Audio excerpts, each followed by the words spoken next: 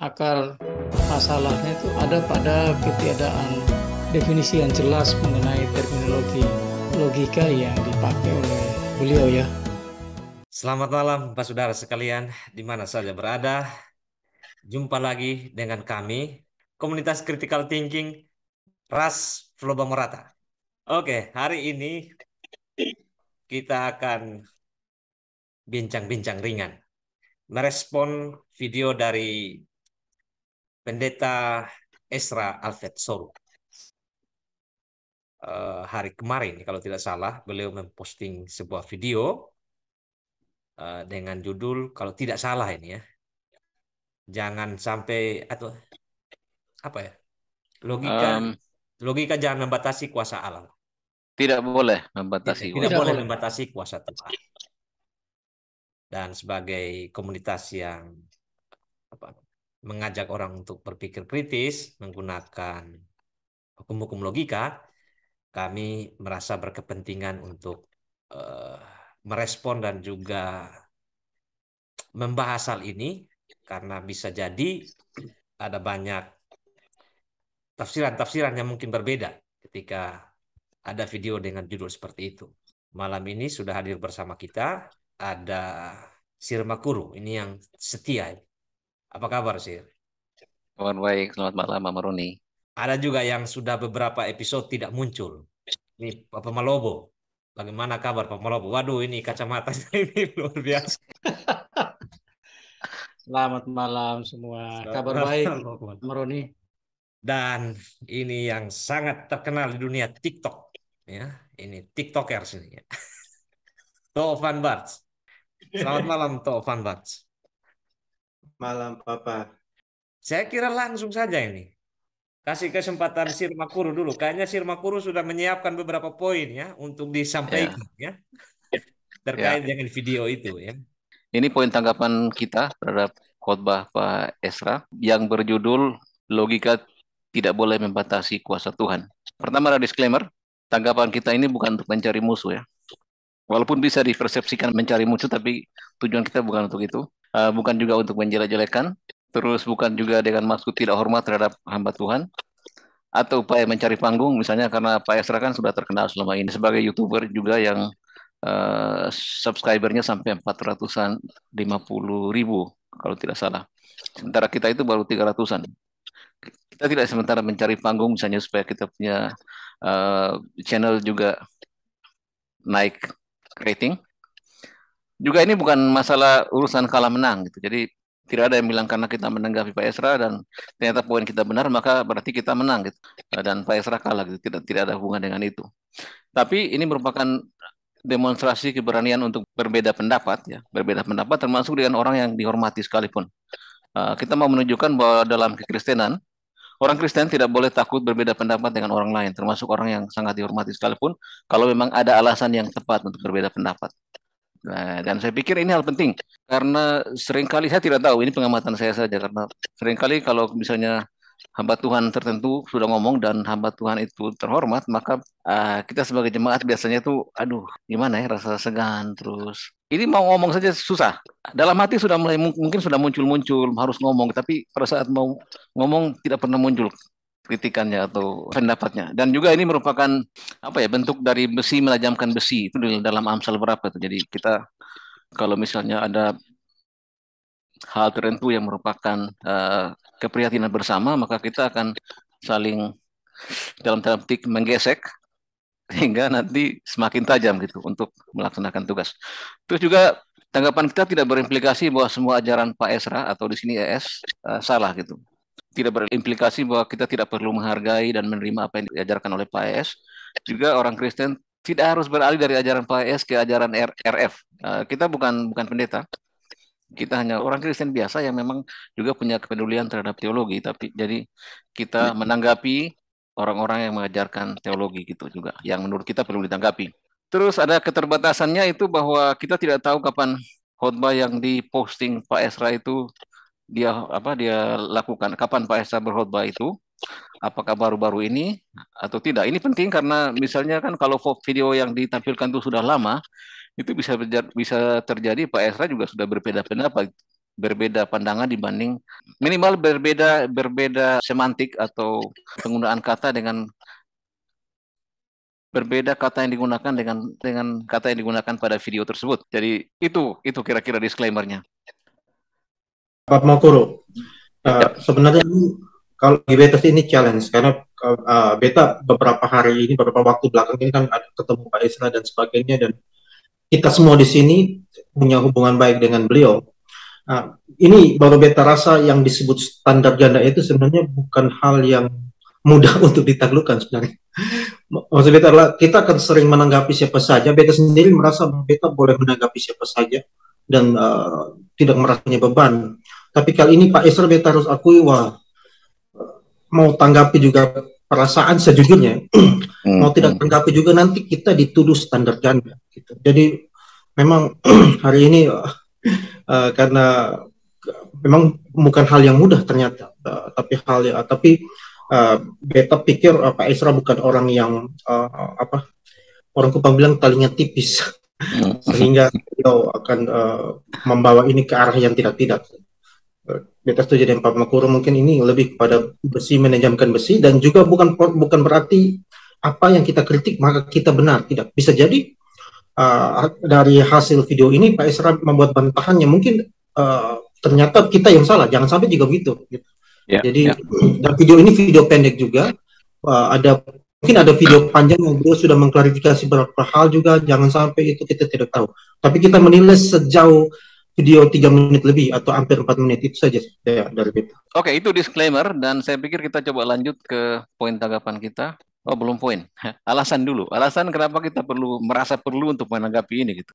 Pertama, logika atau kata logika itu dimaknai dengan berbagai macam cara. Gitu. Ada banyak macam ragam makna kata logika yang orang gunakan. Tapi yang menjadi masalah, kita sebagai orang awam biasanya tidak memilah-milah, jadi menganggap semuanya sama saja. Si A bilang logika, si B bilang logika, si C bilang logika, walaupun mungkin makna kata logika yang digunakan masing-masing pihak itu berbeda, tapi kita seringkali tidak peduli, kita pikir anggap saja semua sama gitu. Dan akibatnya pernyataan yang berlaku untuk satu makna itu dianggap berlaku untuk semua makna yang lain, dan akhirnya terjadi perdebatan yang tidak sehat. Saya coba kasih ilustrasi sedikit mungkin. Kata-kata yang sama tapi maknanya berbeda. Pertama, kata buku. Buku itu bisa berarti ini, buku atau ruas-ruas pada bambu seperti ini. Bisa juga buku seperti ini. Nah, kalau misalnya saya mengatakan bahwa karena buku yang di bawah itu dicetak di perusahaan percetakan, maka buku bambu juga dicetak di perusahaan percetakan. Nah, itu pasti itu hanya orang yang sedikit sudah otaknya sudah tidak berjalan lancar yang mungkin akan menerima itu. Dan mungkin juga yang tahu itu ya saya tahu, misalnya saya tahu bahwa bahwa matahari terbit tiap pagi gitu. Tapi ini juga tahu, yang ini yang kita makan tuh, yang kita beli di pasar gitu, dan ya, itu juga tahu. Makanan jenis makanan juga tahu. Bulan, ini bulan Januari, Februari, Maret, April, Mei, Juni, Juli, itu bulan. Tapi ini barang juga bulan yang bulat. Di atas sana yang bersinar atau bercahaya waktu malam itu juga bulan. Kemudian rapat. Ini rapat, tapi ini juga rapat. Yang di atas itu ada rapat, itu ada yang di bawah itu agak renggang, per yang di atas itu rapat, di bagian bawah itu renggang. Terus kali. Kali ini kali. Tapi ini juga kali. Jadi ini ilustrasi bagaimana satu kata bisa memiliki lebih dari satu makna. Jadi pada saat orang berbicara harusnya kita berpikir gitu, ini yang dimaksudkan buku itu buku apa? Buku bambu atau buku yang ini yang dibaca ini? Atau saat saya bilang bulan itu bulan yang mana? Bulan yang Januari Februari itu atau bulan yang di atas sana gitu. Nah, seharusnya kata logika juga seperti itu gitu. Tapi entah bagaimana, mungkin karena logika bukan sesuatu yang tangible, yang bisa dipegang, yang bisa dilihat. Jadi orang terbiasa untuk di sebelah sana bilang logika, di sebelah sana bilang logika, ya semua pasti merujuk pada hal yang sama gitu. Padahal sebenarnya tidak. Nah, jadi sehingga pada saat misalnya seorang mengatakan hal yang buruk tentang logika, langsung dimaknai seolah-olah itu juga berlaku untuk makna-makna lain dari kata logika. Dalam video itu Pak Esra mengatakan bahwa logika itu penting. Logika itu mungkin sesuatu yang sangat penting untuk kita, tapi logika tidak boleh membatasi kuasa Tuhan. Membatasi kuasa Tuhan di sini mungkin menyebabkan kita mengabaikan kuasa Tuhan atau mengambil keputusan atau bertindak seolah-olah Tuhan tidak berkuasa. Mungkin itu yang dimaksud. Dari kalau saya lihat dari video itu, yang dimaksud dengan membatasi kuasa Tuhan itu seperti itu gitu. Nah, bukan bukan seolah-olah bahwa logika adalah sesuatu yang punya kekuatan yang luar biasa yang melebihi kuasa Tuhan sehingga dia membatasi Tuhan gitu. Tidak, tampaknya yang dimaksud dengan membatasi kuasa Tuhan itu adalah kitanya bertindak atau mengambil keputusan atau mengabaikan kuasa Tuhan atau bertindak seolah-olah kuasa Tuhan itu tidak ada gitu atau Tuhan itu tidak berkuasa gitu. Nah, pertanyaannya adalah apakah ada peluang bahwa ada saat-saat tertentu di mana ketika kita logis justru kita membatasi kuasa Tuhan? Itu pertanyaan. Dan Pak Esra mengatakan yes, ada. Yaitu pada saat seperti yang dalam ayat itu ketika Tuhan mengatakan kepada Daud untuk pergi membebaskan orang Kehila, sementara itu orang-orangnya Daud, mungkin tentara-tentaranya Daud mengatakan bahwa itu berbahaya sekali di sana. Kamu bisa mampus, kita semua bisa mampus di sana gitu. Kalau pergi gitu. Di sini saja kita tidak mampu, apalagi di sana gitu. Nah, itu menurut Pak Esra adalah itu suatu yang sangat logis, pertimbangan yang sangat logis. Dan karena logis, maka logis di situ berarti logis itu membatasi kuasa Tuhan. Apakah itu sesuatu yang bisa diterima? Yang benar? That's a question. Apakah ada kasus seperti itu? Pertama mungkin Pak Esra bisa salah. Tanggapan kita Pak Esra salah jika jadi ada salah jika yang dimaksud dengan logika adalah hukum-hukum pemikiran. Karena hukum pemikiran itu harus berlaku atau harus digunakan saat kita berpikir tentang apapun, mau menolak atau menerima atau mau dalam kasus Daud tadi mau pergi ke Kehila atau mau tidak pergi ke Kehila, logika harus berlaku gitu. Nah, hal yang penting lagi untuk diingat adalah bahwa hukum-hukum logika tidak menyatakan bahwa sesuatu itu salah atau benar. Tidak, dengan dirinya sendiri tidak. Itu bukan tugas logika. Logika hanya mengatakan bahwa dalam satu pasangan kontradiktif, pasangan pernyataan kontradiktif, misalnya pasangan pernyataan Makuru sedang mandi dan Makuru tidak sedang mandi. Jika salah satunya benar, maka yang lain itu salah gitu. Jadi kalau misalnya benar bahwa Makuru sedang mandi, maka pernyataan atau proposisi Makuru tidak sedang mandi itu salah. Atau sebaliknya. Itu yang dilakukan oleh logika. Logika tidak mengatakan bahwa Makuru pasti sedang mandi. Tidak. Itu bukan tugas logika. Dalam kasus yang diangkat oleh Pak Esra itu, tidak ada hukum logika yang mengharuskan orang-orang harus mengambil kesimpulan seperti yang diambil orang-orangnya Daud, oleh tentara-tentara Daud itu untuk tidak pergi ke Kehila. Tidak ada. Jadi justru sebenarnya ya itu justru tidak logis karena mereka mengaku percaya kepada Tuhan yang Maha Kuasa. Mereka sangat tidak konsisten. Percaya kepada Tuhan yang Maha Kuasa, tapi kok ketika Tuhan bilang, kamu ke sana, kok jadi mereka merasa seolah-olah bahwa Tuhan itu tidak Maha Kuasa gitu. Ada hal-hal tertentu yang tidak bisa Tuhan bisa lakukan. Jadi kesimpulan orang-orang Daud itu tidak didasarkan logika, tapi didasarkan pada filsafat tertentu. Jadi mereka boleh percaya bahwa Tuhan Maha Kuasa, tapi mereka sebenarnya tidak percaya. Mereka boleh mengaku percaya, oke. Mereka boleh mengaku percaya bahwa mereka percaya Tuhan, tapi pada saat dihadapkan dengan kenyataan, pikiran mereka itu mulai dibelokkan sehingga mereka tidak percaya lagi proposisi itu, tapi percaya pada apa yang bisa dilihat. Jadi mereka percaya seolah-olah apa yang bisa dilihat itu adalah satu-satunya cara untuk mendapatkan kebenaran gitu. Pengalaman kita itu menjadi satu-satunya cara untuk kita mendapatkan kebenaran. Jadi kalau memang benar bahwa di Kehila itu lebih jahat gitu, orangnya lebih kuat, tentaranya lebih kuat, sementara di sini tentaranya tidak lebih kuat, tapi kita hampir kalah, ya otomatis kita tidak boleh ke sana gitu, tidak boleh ke Kehila. Itu pertimbangan mereka, tapi itu tidak didasari oleh kepercayaan mereka sendiri. Mereka tidak konsisten dengan kepercayaan sendiri bahwa Tuhan itu Maha Kuasa. Apapun bisa Tuhan lakukan. Mereka tidak konsisten di situ. Nah, Pak Esra benar jika logika itu atau logika itu dimaknai sebagai sesuatu selain hukum pemikiran. Misalnya penalaran induktif.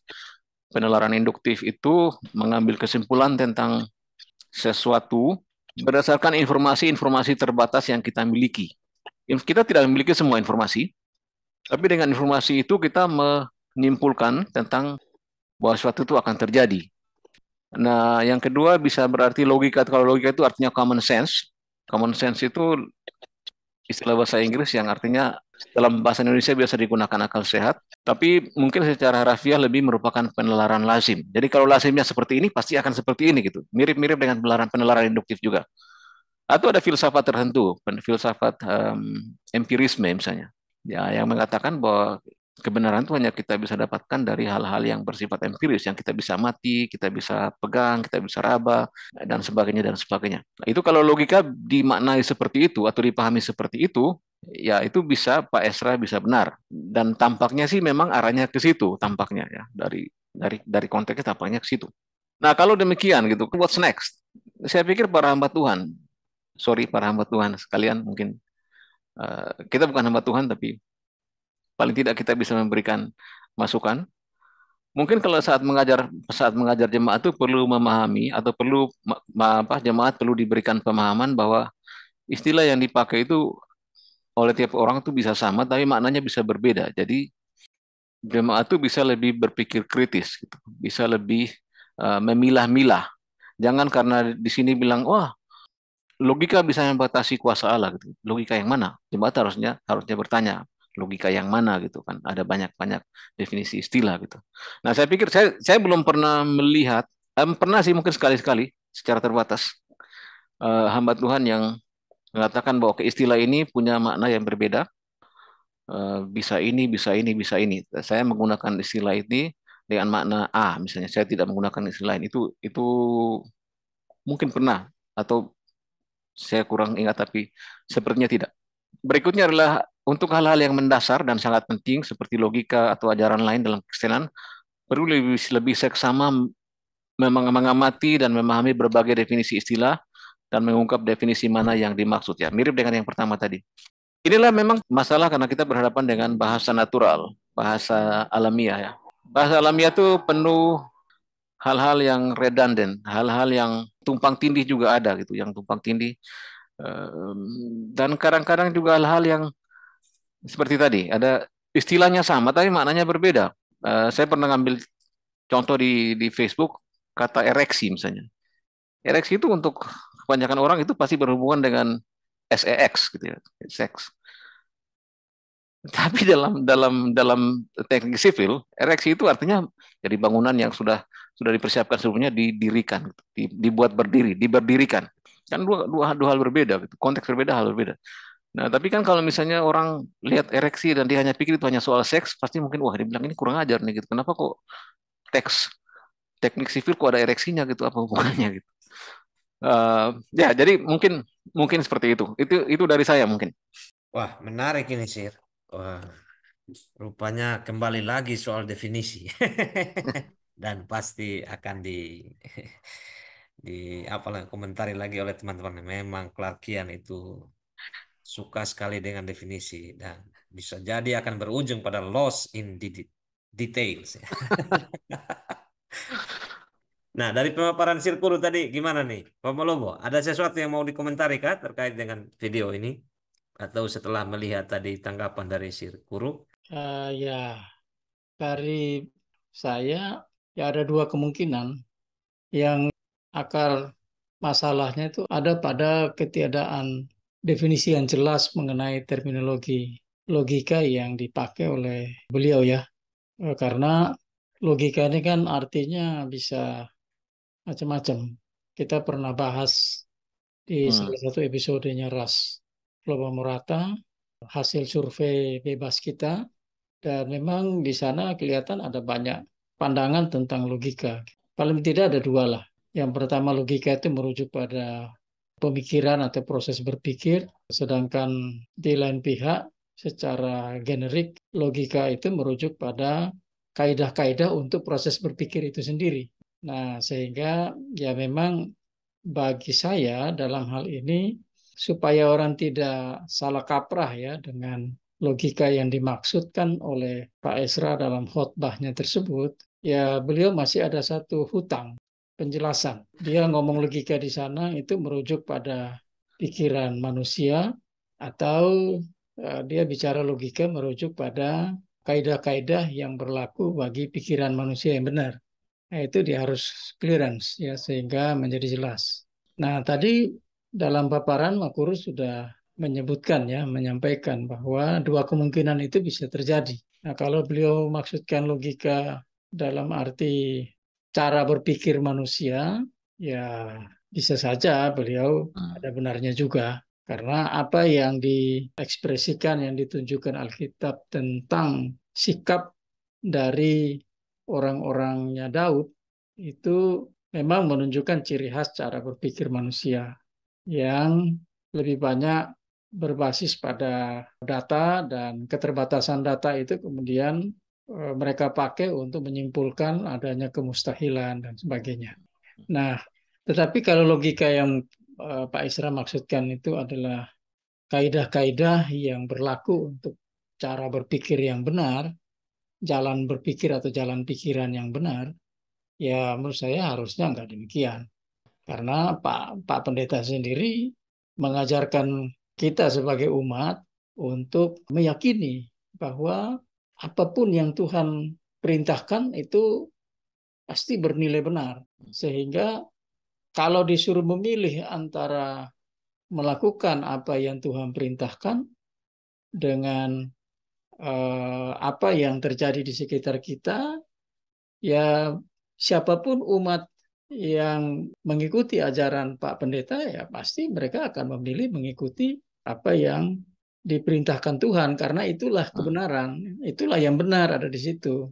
Nah, tetapi kalau logika dalam arti yang sebenarnya yang satunya lagi, ya saya ya, ya menurut saya sih Pak Pendeta mesti meninjau ulang ya, meninjau ulang pandangan-pandangan yang beliau pakai dalam menyusun khotbahnya tersebut, sehingga kemudian dikasih judul logika tidak boleh membatasi kuasa Tuhan, karena dalam hal ini nggak ada kaitannya antara logika dengan keterbatasan atau pembatasan kuasa Tuhan, itu tidak ada. Kalau jalan pikiran manusia tidak boleh membatasi kuasa Tuhan, itu ya itu bisa. Ini pandangan dari Beta berdasarkan pendapat pribadi dan juga setelah melihat paparan dari Makuru tadi. Kalau Tovan Bars bagaimana? Van Bart ada gangguan, kendala psikologis. Betul. Tidak berani menanggapi. Karena baru hari Minggu lalu beliau ditraktir makan di bisa ulang jadi tahun. akan jadi kurang apa nih? Di ulang tahun Predikat hominem ini ya.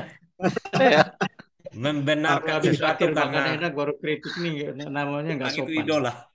Beta pikir gini, kita selama ini termasuk Beta, kita kan aktif terhadap Pak Isra itu, kita benar-benar aktif mendukung pelayanan beliau. Beta sendiri termasuk yang belajar dari gagasan-gagasan teologi beliau. Itu hal yang tidak bisa dipungkiri, dan bahkan di dalam hati Beta pengen dukung orang ini, karena orang ini teologinya benar gitu. Tapi hal itu tidak membuat bahwa kalau misalnya ada hal yang harus kita kasih masukan, kita menjadi tidak kasih masukan. Justru kalau kita ingin Pak Esra terus jadi lebih baik, hal ini harus terjadi. Gitu. Harus kita. Lalu kenapa harus di publik? Kadang-kadang kan orang bilang, nah kenapa tidak kasih tahu langsung gitu, kalau pesan kenal, kalian kenal. Seperti argumennya Pak Esra juga, karena ini kan memang di publik.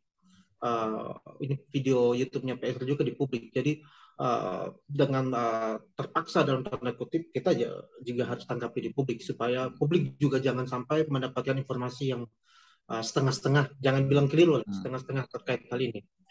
Itu yang pertama. Yang kedua, Beta tertarik kepada apa yang Pak Makuru bilang, bahwa kita kasih jelas dulu kenapa. Kalau misalnya Pak Esra bantah itu adalah logika yang merujuk pada hukum-hukum pemikiran, atau yang Pak Malogo bilang kaidah-kaidah berpikir yang benar, itu menjadi Pak Esra salah ya, karena kalau kita merujuk pada hukum-hukum pemikiran, misalnya ada 3 hukum pemikiran kan, hukum kontradiksi misalnya. Nah, tentu saja Allah itu adalah Allah yang konsisten, Allah yang tidak mungkin bertentangan dengan dirinya sendiri, Allah yang tidak mungkin berkontradiksi dengan diri sendiri. Itu kenapa kita biasa bilang, atau Clark biasa bilang, apa, logika adalah naturnya Allah. Nah, kalau logika adalah naturnya Allah, bagaimana mungkin logika itu bertentangan dengan kehendak Allah? Nah, ini yang tadi Pak Makuru sampaikan, bahwa tidak bisa Pak Esra menjadi salah kalau logika yang Pak Esra definisikan itu merujuk pada hukum-hukum pemikiran. Nah, itu yang kedua. supaya orang jelas pembaca dengar oh ternyata kalau Pak Ezra salah kalau demikian. Yang ketiga adalah beta perhatikan videonya Pak Ezra itu kan video nampak sekali gambar itu video lama. Kalau yang sekarang ini kan sudah terang bagus, punya lighting bagus, kameranya juga sudah lebih bagus gitu dan kelihatan Pak Ezra juga itu agak sedikit lebih kurus dari sekarang. Jadi itu kelihatannya video lama yang beta ingat tadi Papa Makuro sampaikan bisa jadi Pak Ezra sendiri juga karena gini beta lihat berdasarkan pengalaman intens komunikasi kita dan Pak Ezra gitu. Jadi beta agak ragu kalau misalnya Pak Ezra masih berpegang pada pandangan ini beta sih gitu untuk sekarang atau bahkan berani secara vulgar menyebut istilah logika seperti itu tanpa mendefinisikan dengan lebih jelas supaya jangan menimbulkan salah persepsi. Mungkin ini video lama yang Pak Esra sendiri mungkin seperti Pak Makmur bilang mungkin sendiri sekarang mungkin tidak setuju lagi dengan bukan tidak setuju dalam artian diksi istilah yang digunakan saja. Mungkin Pak Esra kalau sekarang dia akan menggunakan pikiran manusia tidak bisa membaca ya mungkin gitu. Mungkin dia akan menggunakan istilah itu supaya orang jangan salah paham dan lain sebagainya. Atau yang kedua adalah karena ini video pendek, mungkin juga sudah ada klarifikasi, mungkin sudah ada definisi logika sebelumnya. Karena ini kan nampaknya di atas mimbar kan tadi. Di mimbar atau di mana itu? Itu ada khotbah panjang itu. Mungkin beliau sudah sampaikan. Di atas mimbar. Nah, apalagi di atas mimbar sudah menyampaikan definisi logika sebelumnya atau setelahnya atau karena beliau kan beta perhatikan kalau dalam khotbah itu dia suka membawa orang ke arah ini seolah-olah ke arah ini nanti kemudian baru dia balikan jangan ke situ ini kayak gitu biasanya dia beliau suka kayak gitu jangan sampai juga seperti itu. Nah jadi ini kita antisipasi saja supaya baik pembaca juga mendengar jangan sampai karena kan banyak orang yang fans dengan kita kalau bicara logika ini apapun lawan kita pasti kita menang kayak gitu. Jadi ini teman-teman jangan pikir bahwa kita sedang membantah Pak Esra dan pasti kita benar tidak gitu dan jangan berpikir bahwa ini karena Pak Esra jadi kita ragu-ragu dan takut untuk membantah beliau tidak juga tidak seperti itu juga. Beta pikir untuk sementara beta itu dulu. Tapi argumen ketiga dari Van Bats itu bisa dipatahkan juga karena masih ada kemungkinan lain. Maksudnya begini, ketika beliau memotong video itu dan mengupload, pasti kan ada pertimbangan tertentu sehingga bisa saja Pak Ezra itu masih berpegang pada pandangan yang lama misalnya ya, tentang empiris misalnya. Tapi yang tadi ya mungkin agak lebih kuat tadi ya soal bisa jadi sudah ada pendefinisian sebelumnya sehingga masuk pada poin itu. Itu jangan sampai sengaja mengumpul kita untuk buat tanggapan seperti ini. Akhir-akhir ini kan terutama video yang terakhir kan ada karisma pendeta atau pengkhotbah karismatik di Amerika yang begitu keras mengatakan keras ya dalam arti keras dia bilang bahwa itu yang orang yang mengatakan bahwa harus buang logika terus logika tidak roh tidak bisa menjamah logika itu omong kosong itu kan keras sekali menurut saya.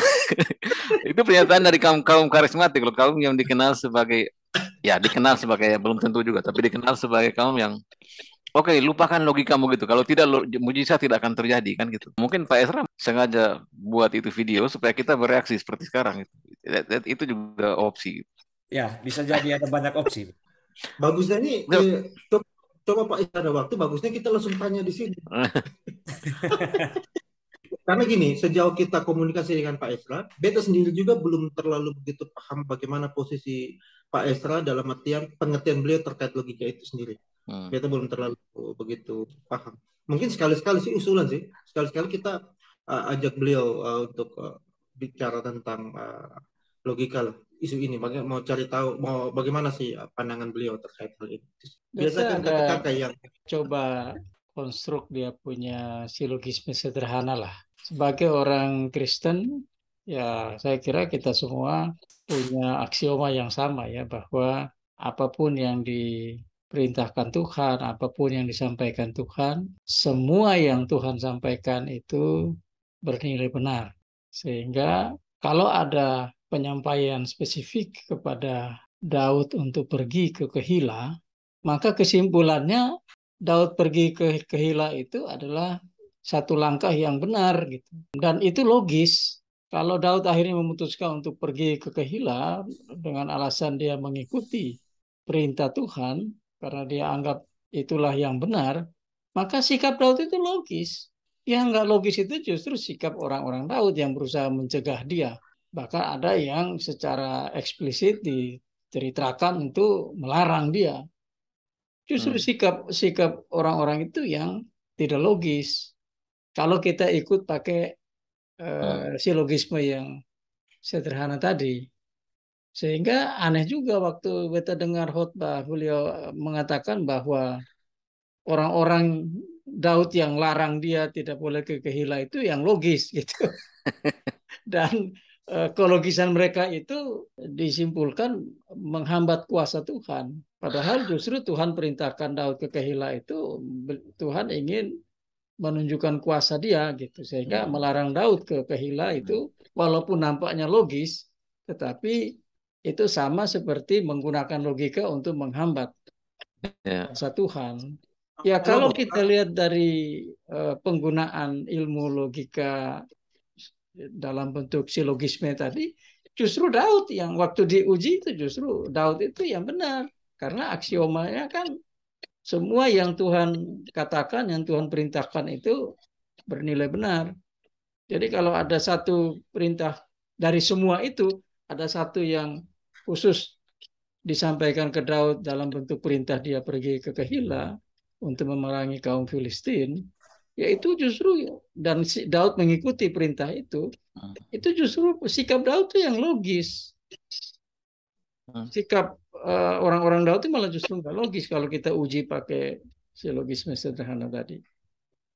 Nah, sehingga di sini ya memang pandangan dalam khotbah yang ada di video itu ya memang ya menurut saya bermasalah itu. Kalau beliau mengatakan logika itu dalam arti kaidah-kaidah itu berpikir, cara berpikir atau jalan pikiran yang benar atau penalaran yang benar, ya berarti beliau mesti tinjau kembali tuh khotbah tuh. Kecuali kalau beliau ngomong menggunakan istilah logika di situ merujuk pada jalan pikiran atau penalaran atau yang semacamnya lah.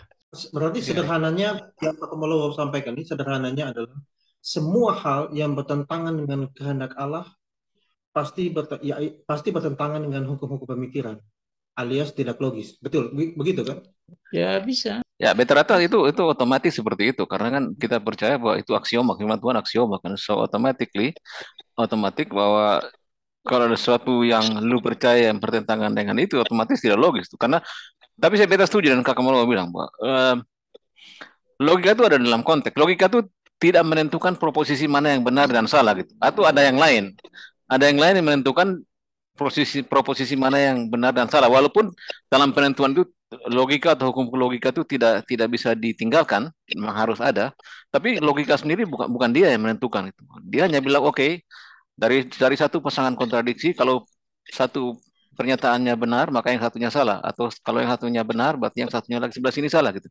Jadi beta pikir ya, dari logika tuh tidak menentukan suatu itu benar atau tidak gitu. Jadi ada yang lain. Nah, dalam hal ini kan kita sebagai orang Kristen percaya seperti sama Ivan atau Kak Malo bilang ya, kita percaya aksioma kita firman Tuhan. Ya. Kalau analogi beta biasa pakai itu kayak lidah gitu. Lidah tidak menentukan berapa manis atau berapa manisnya gula atau berapa asinnya gula gitu. Itu ketika lidah disuruh mencicipin satu air gula gitu, berapa manis kadar gula di dalam air itu yang menentukan orang yang aduk gulanya gitu, aduk air atau teh manisnya gitu. Tapi lidah memberitahu dari ada 2 gelas yang satu asin dan satu manis, lidah memberitahu kita mana yang manis, mana yang asin, itu aja selesai. Tapi untuk menentukan asin dan manisnya bukan urusan lidah. Ya kalau beta analogikan logika kurang lebih seperti itulah. Dia logika tidak menentukan salah benar, bukanlah penentu, bukanlah ukuran atau penentu satu proposisi itu bernilai benar atau salah, tapi logika memberitahukan kita kalau ada dua proposisi yang bertentangan, maka salah satu mesti benar, yang lain pasti salah. Tidak mungkin dua-duanya benar, dua-duanya salah, itu tidak mungkin. Itu fungsi logika gitu. Kalau kita bicara logika dalam arti kaidah-kaidah penalaran ya, atau kaidah jalan pikiran gitu. Lain lagi kalau logika yang dimaksud itu seperti pandangan umum misalnya. Logika itu jalan pikiran manusia, logika itu adalah pemikiran manusia dan sebagainya. Itu memang lain lagi. Oke, mungkin masih ada dari Taufan Bart. Beta sudah cukup. Coba beta mungkin ini lihat secara keseluruhan. Tapi memang mungkin nampaknya ada problem. Problemnya adalah setidaknya sejauh yang kita temui. Ini bukan menanggapi Pak Esra ya. Tadi juga karena Papa Roni mengambil contoh yang lain, jadi beta jadi berpikir bahwa ini di luar yang kita bahas, bahwa sejauh yang kita ikuti, sejauh yang pengalaman kita, baik pribadi maupun kita secara tim ras ini kan kita sering berdiskusi dengan berbagai, ada banyak hamba Tuhan gitu. Tapi memang rata-rata ya itulah, pemahaman terkait logika ini belum terlalu begitu bahasanya gimana ya, ya seperti yang selalu kita sampaikan, mungkin ada masalah dengan pemahamannya atau bagaimana ya, kurang begitu seperti Pak Pamakura. Mungkin hal yang paling awal adalah mereka tidak mendefinisikan, atau mungkin mereka tidak merasa bahwa itu penting untuk didefinisikan logika itu apa. Karena mungkin mereka merasa bahwa definisi logika ya A untuk semuanya, untuk semua konteks, untuk semua gagasan apapun itu, kalau sudah definisi A berarti sudah, itu sudah. Itu yang pertama, itu yang di level yang paling parah. Di level lainnya, kalaupun paham, mereka hanya memahami logika bersifat pragmatis saja. Kalau dibutuhkan dibutuhkan untuk kepentingan teologi semata. Selain itu tidak, mereka tidak menyadari bahwa logika malah lebih jauh lebih dalam lagi daripada itu. Yang berikutnya ada yang mungkin salah kaprah, belajar sudah ngerti gitu, tapi seperti yang Bapak Rodi tadi sampaikan, mengatakan bahwa argumen itu valid dan sound, mengatakan bahwa sound lebih penting daripada validitas, itu juga ya memang problem. Jadi, dan berbagai macam masalah. Jadi memang PR kita masih banyak, Bapak. Bukan berarti kita merasa bahwa kita lah pahlawan di bidang ini, tidak. Maksudnya ya karena kita memang konsen di bidang ini, yang dengan sendirinya kita punya rasa terpanggil untuk selalu terus meluruskan hal-hal terkait logika ini. Itu sih yang kita lakukan.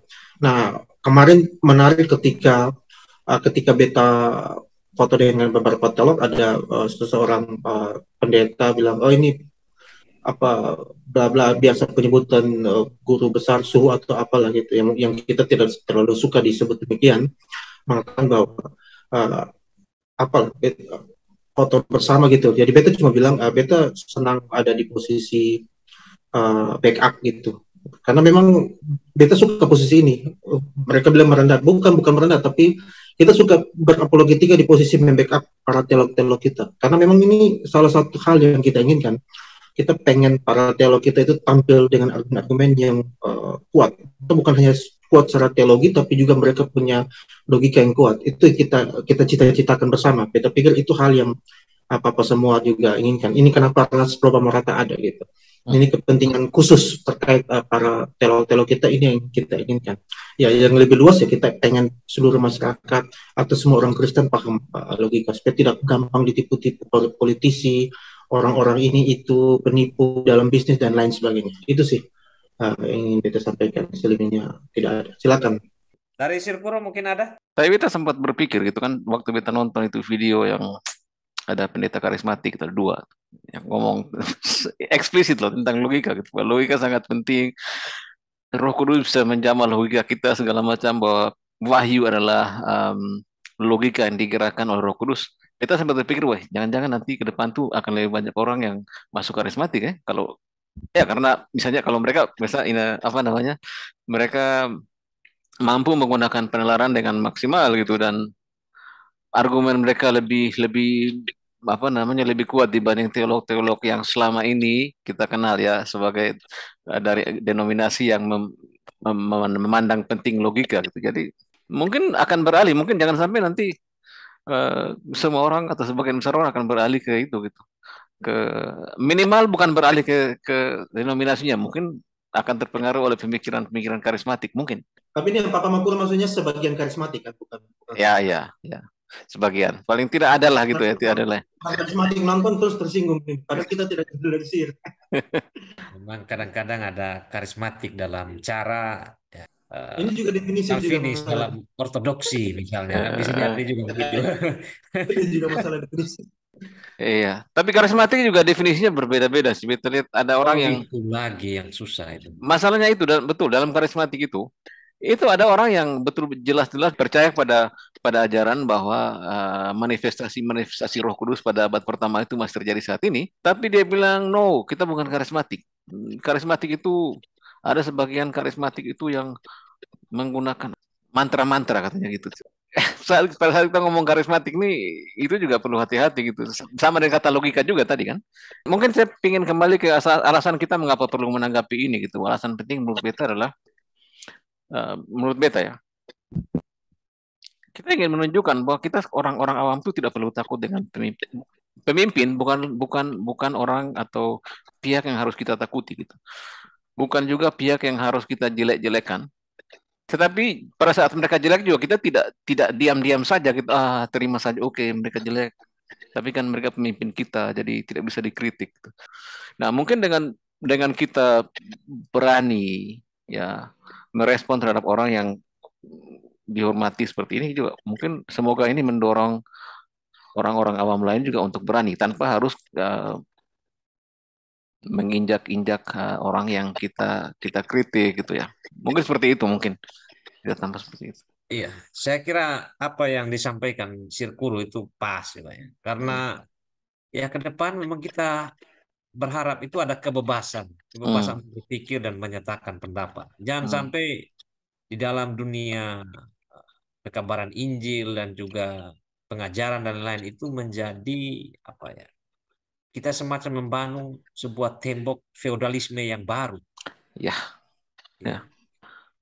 ya. Akhirnya kita harus bukan tidak menghormati, tapi kita menghormati tapi ada kebebasan untuk ini apa namanya menyatakan pendapat, menyampaikan gagasan jemaat terhadap pendetanya. Ya memang kita tahu di beberapa komunitas lain yang ada kewenangan-kewenangan tertentu yang tidak diberikan kepada jemaat awam untuk Hmm. menafsirkan Hmm. hanya pada kaum-kaum tertentu atau golongan-golongan tertentu saja. Tapi kita bersyukurlah di Protestan inilah entah karismatik atau mungkin yang lain ada kebebasan untuk menyatakan pendapat tentang berbagai ajaran. Karena kalau misalnya tembok feodalisme itu terbangun lagi, ya maka jemaat akan menjadi sulit. Ya. Semua akan sangat tergantung dan ya tidak ada lagi kebebasan untuk berpikir. Semua Ya. tunduk pada apa yang dikatakan. Pak Malopo mungkin ada sesuatu yang mau disampaikan. Penting untuk membiasakan menularkan ya, Hmm. membiasakan dan menularkan apa yang kita lakukan ini Hmm. pada saat ini sebenarnya untuk kepentingan para imam kita juga. Kenapa? Karena kalau umat tidak menyampaikan suara-suara kritik secara baik seperti begini, maka imam juga nanti lama-lama merasa diri seperti malaikat, paling benar, tidak ada salah, tidak ada cacat, infallible ya. Kalau mereka udah sampai di titik itu bahaya menurut saya. Ya, nanti mereka jadi anti kritik, lalu mulai menggunakan berbagai macam tips dan trik untuk membungkam umat ketika umat ingin menyampaikan hal yang justru benar. Tapi memang juga tidak selamanya umat memberikan suara-suara kritik dengan cara yang benar. Nah, ini yang tadi saya katakan juga bisa menjadi contoh juga lah ya. menularkan hal yang baik ini kepada publik, umat publik dalam arti umat secara terbuka gitu ya, secara umum. Sehingga ya harapannya bisa diteladani lah bahwa yang pertama kita tidak boleh memposisikan para imam kita yang faktanya masih manusia itu seperti malaikat yang tidak ada salahnya, sehingga kalau mereka eh, memerlukan kritik kita mendiamkan. Jangankan memerlukan kritik, mereka buat salah juga kita diamkan karena ada rasa tidak enak ya. Dan itu beta pernah alamin. Di satu waktu beta menemukan ada kekeliruan yang fatal di gereja. Waktu itu beta termasuk unsur pelaksana harian. Dan anehnya, laporan itu tidak keluar dalam laporan Badan Pemeriksa Perbendaharaan Jemaat. Jadi beta kemudian menemui ketua Badan Pemeriksa Perbendaharaan Jemaat. Beliau kebetulan senior di PPKP. Jadi saya tanya, kenapa itu tidak itu BPPJ mendapat findings enggak yang berkaitan dengan poin ini, berkaitan dengan praktik yang ini, bukti-bukti ini. Ada kita temukan, tapi kenapa enggak disampaikan dalam laporan di sidang majelis jemaat? Lalu di situ muncul dia curhat, saya tidak berani, takut kualat. Para pendeta itu orang yang diurapi. Jadi kalau kita mempersoalkan kekeliruan dan kesalahan mereka, itu dia khawatir, dia takut, dia akan kena kualat lah, bahasa terangnya demikian. Jadi ya waktu itu beta sempat comel-comel panjang pendek juga, cuman ya mau gimana, dia yang punya kewenangan untuk melaporkan hasil pemeriksaan ke sidang majelis jemaat. Tapi karena mereka tidak melaporkan, ya dianggap tidak ada masalah. Ya, saya kira ini juga penting sehingga kasus-kasus seperti ini jangan sampai berulang terjadi di tempat lain gitu. Kalau terjadi kan sayang ya, harusnya ada kesalahan, kekeliruan yang harus bisa kita perbaiki dengan cara melaporkan sesuai di forumnya, tetapi itu tidak dilaksanakan oleh karena ada budaya di dalam organisasi itu, istilahnya itu budaya speak up culture. Itu tidak berkembang dengan baik sehingga akhirnya justru ada banyak potensi-potensi perbaikan ya, opportunities for improvement yang harusnya bisa diungkap dan kemudian ditindaklanjuti dalam rangka continual improvement, itu tidak, mekanisme itu tidak berjalan dengan baik dalam gereja. Sayang sekali. Demikian, Ma Pilih. Oke, thank you Pak Pemalobo. Ya, jadi kita memang berharap ya di dalam lembaga-lembaga gereja dan juga pemimpin-pemimpin gereja, kekuasaan itu memang harus dibatasi. Lord Acton Ya. bilang absolute power corrupt, absolutely. Dan juga kita mesti mengingat semangat dari reformasi ya. Ecclesia reformata semper reformanda. Gereja adalah apa ya, pembaharuan yang terus menerus ya, Terus tidak menerus boleh ya. berhenti. Karena ketika pembaharuan itu berhenti, itu adalah lonceng kematian bagi gereja. Terima kasih kepada Sir Kuru dan juga Pak Malobo dan Taufan Bats malam ini. Kita akan jumpa lagi di episode yang lain di channel RAS Follow Merata ya. Sampai jumpa teman-teman sekalian. Sukses Oke. selalu, Tuhan memberkati kita semua. Ya.